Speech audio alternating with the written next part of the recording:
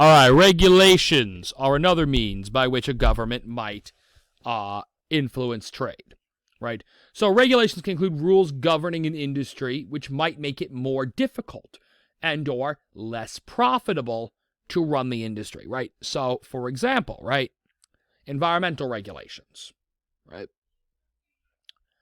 Love them or hate them, you got to admit it's going to be more expensive to run a company if you have to be worried about things like how much smoke you're spewing out, or where exactly do you dispose of the toxic waste. These are questions that could be very expensive to find the legal sort of answers to, and to obey those legal answers. So it might make it more difficult to be in that business. For example, one issue is nuclear power plants, right? We still haven't yet come to a full agreement on where is the best place to store all of the nuclear waste, right? The spent nuclear fuel rods. We kind of keep them in temporary storage, but we haven't actually figured out what full permanent storage facilities would look like. So those rules make it difficult to run because you know as a uranium power plant that you're going to have all these spent radioactive material, uranium fuel rods that are, simply put, going to be a major liability to hold around because no one has quite agreed on where you get to dispose of them. So that makes it difficult to run. And it certainly makes it less profitable because you have to have all the real estate around, all this land, all this physical space just to store something that isn't actually contributing to the running of the business. It's contributing to the safety of the community. Now, other regulations can relax consumers about an industry, making it appear safer. So, for example, think the USDA grade system for meat, right? This sets the consumer's mind at ease. If you have grade A beef from the USDA, right, you feel very at ease that it's a high-quality piece of meat.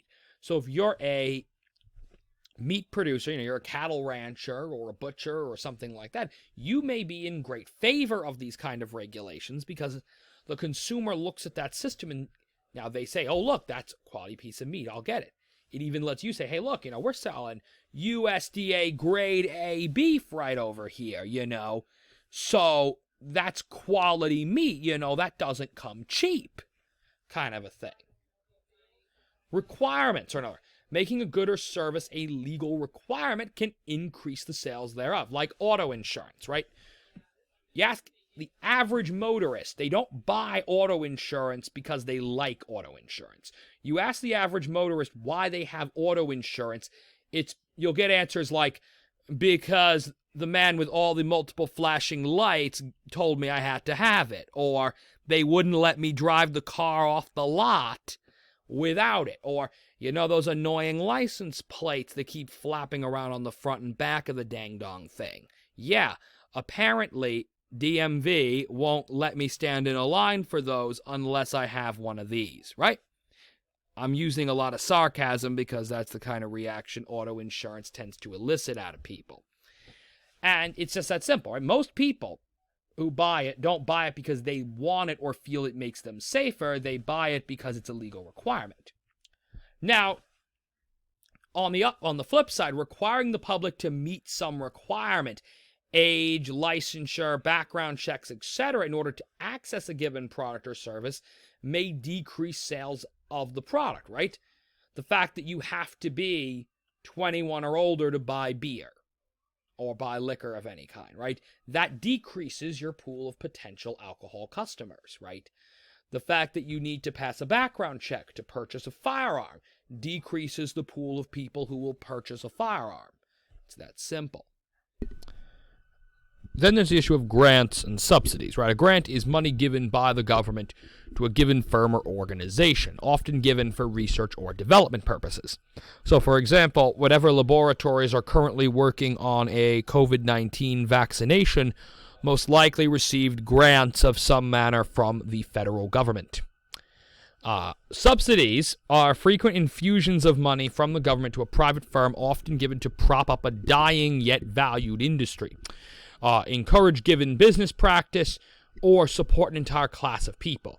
Think of things like green energy, which often gets subsidies, American subsidies for oil companies, or the all-important farm subsidies, which keep America's small farmers from going bankrupt. In fact, it may sound shocking to most of you, but in the Great Plains, the farm states, which ironically often talk quite a deal about the evils of welfare, receive more government subsidies than almost any other region of the country, due to the high farming populations out there.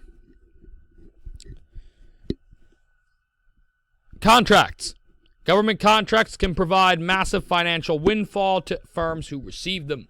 So, for example, Department of Defense, which enjoys giving out quite a good many lucrative contracts, theirs tend to be the most lucrative, the most money-making. So, for example, Remington was hired to produce the M16A2 assault rifle. Beretta, who has a government contract for the M1911 handgun. And Boeing for various military aircraft. All of these are services, production services, which the United States government will pay very large contracts to a private industry to be a part of. So this is an influence on trade, right? Remington, right, knows whether or not the private gun sale market goes up or down. They have a second source of income. That second source of income is making firearms for the United States military. Boeing, regardless of how well the civilian air market goes, and let's be honest here, Boeing's current civilian aircraft has hit a wee bit of a snag in the last couple of years. They're still going to make money being hired to produce aircraft for the military. So I hope you found this interesting on the de facto, the factual ways, right? So there's nothing in the law that says, oh, the government can influence, the government should be able to prop up entire companies, entire industries, supply, X% of a company's revenue.